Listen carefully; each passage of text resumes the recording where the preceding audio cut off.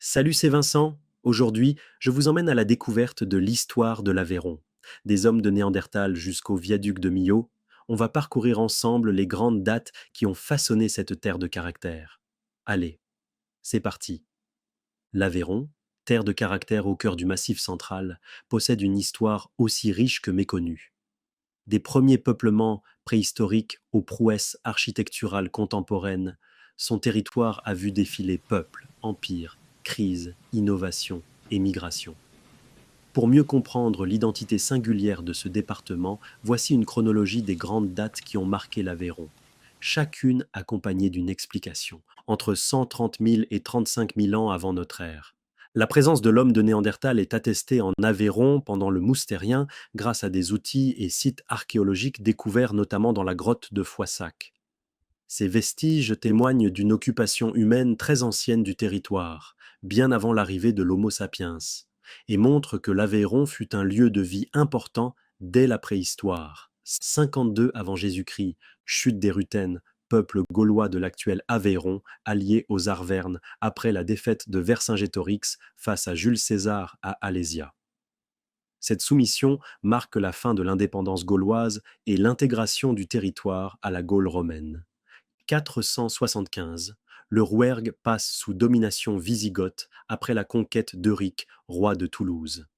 Cette période marque l'intégration du territoire à un vaste royaume qui s'étend sur le sud-ouest de la Gaule et la péninsule ibérique. L'influence wisigothe se retrouve dans certains vestiges et dans l'organisation administrative de la région. 507, après la bataille de Vouillé, l'Aveyron, alors wisigothe, est intégré au royaume franc sous Clovis avec l'acquisition d'un vaste territoire entre la Loire et les Pyrénées. Ce changement de domination marque l'entrée du Rouergue dans le monde franc, amorçant une nouvelle ère politique, religieuse et culturelle pour la région. 767, Pépin le Bref conquiert la forteresse de Pérus, renforçant la présence franque dans la région. Cette victoire permet de sécuriser le territoire face aux révoltes locales et d'assurer la mainmise des Carolingiens sur le Rouergue, qui devient un point stratégique du royaume. Vers 849, Charles le Chauve crée le comté héréditaire du Rouergue, détaché du duché d'Aquitaine. C'est la naissance d'un pouvoir local fort, avec des comtes qui joueront un rôle majeur dans l'histoire médiévale de la région. Ce comté sera à l'origine de nombreuses dynasties influentes du Midi. 1053, fondation de Villeneuve d'Aveyron, symbole de l'expansion monastique et commerciale au Moyen Âge. Cette bastide, créée autour d'un prieuré bénédictin, devient un centre religieux et économique important, attirant pèlerins, commerçants et artisans dans la région. 1070, première mention écrite du fromage de Roquefort dans le cartulaire de Conques, attestant la production de fromage à pâte persillée en Aveyron. Dès le 1er siècle, Pline l'Ancien décrivait déjà dans son Histoire naturelle des fromages au lait de brebis produits dans le Massif central, ancêtres des fromages bleus actuels, bien que l'identification précise au Roquefort reste discutée. 1252, fondation de Villefranche de Rouergue par Alphonse de Poitiers, future bastide majeure. Cette ville nouvelle, dotée d'un plan régulier et de privilèges commerciaux, s'impose rapidement comme la capitale économique et administrative du Rouergue, favorisant le développement urbain et le commerce.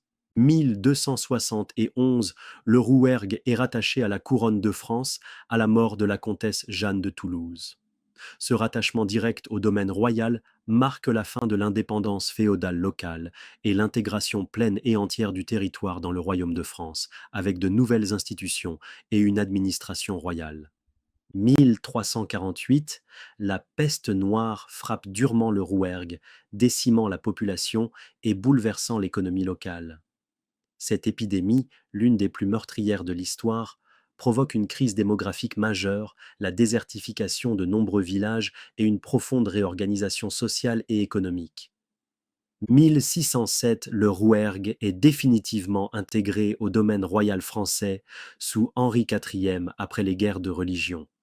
Cette annexion met fin aux troubles religieux et politiques, assurant la paix et la stabilité dans la région, qui bénéficie alors d'une administration centralisée et de nouveaux investissements. 1884, fondation de la colonie de Pigué en Argentine par des familles rouergates. Ce départ symbolise l'émigration massive des Aveyronais, surtout vers Paris, mais aussi vers l'Argentine, fuyant la crise rurale et le manque de travail. Piguet reste aujourd'hui un symbole fort de la diaspora aveyronnaise et de la capacité d'adaptation de ses habitants à l'étranger. 2004, inauguration du viaduc de Millau, le plus haut pont à haubans du monde, symbole de modernité qui dynamise l'économie et le tourisme aveyronnais. Ce chef-d'œuvre d'ingénierie attire des visiteurs du monde entier et place l'Aveyron sur la carte des grandes réalisations architecturales du XXIe siècle.